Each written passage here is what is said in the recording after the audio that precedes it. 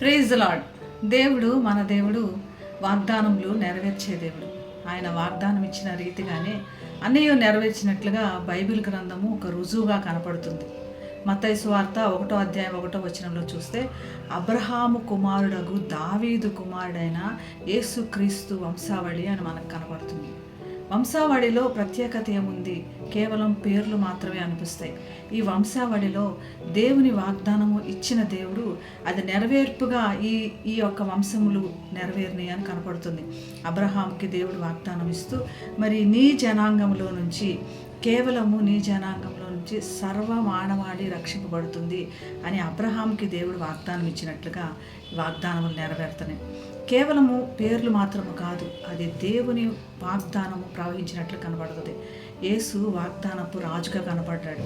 దావీదు కుమారుడు అని పిలువబడ్డాడు. అనగా మెస్సయ్య గురించి, ఏ మెస్సయ్య గురించి అయితే ప్రవచన గ్రంథంలో, పాత నిబంధన గ్రంథంలో అంతా కూడా ఏ మెస్సయ్య గురించి ఎదురు చూడబడిందో ఆ మెస్సయ్య ఈ దావీదు కుమారుడు అని మనకి ఈ వాక్యం ద్వారా తెలియపరచబడుతుంది.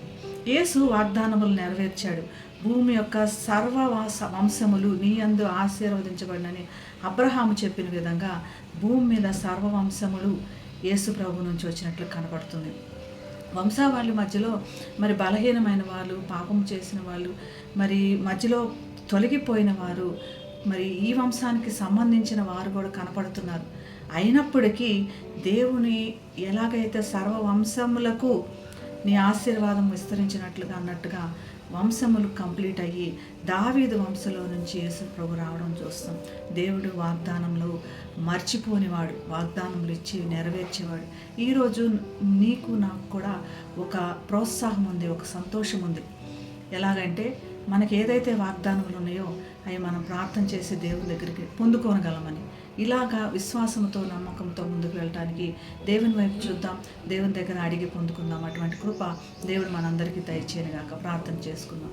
మహాగణుడైన యేసయ్య, స్తుతికి పాత్రుడా, వాగ్దానములు నెరవేర్చే దేవుడు అని ప్రభా, దావీదు కుమారుడైన యేసు క్రీస్తు అని కనపడుతున్నట్లుగా మరి దావీదు వంశంలో నుంచి నువ్వు మా కోసమై వచ్చి వాగ్దానములన్నీ నెరవేర్పుగా మెస్సయ్యగా వచ్చి ప్రభా మా కోసమే చనిపోయి తిరిగి లేచినందుకు వందనాలు.